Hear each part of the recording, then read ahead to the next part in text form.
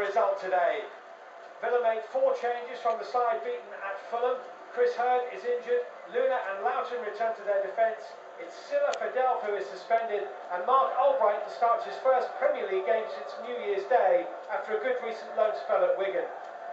No Robin van Persie, of course, for United, who also make 4 changes. Patrice Evra's fit again. Phil Jones drops into defence as Cleverley comes back into midfield.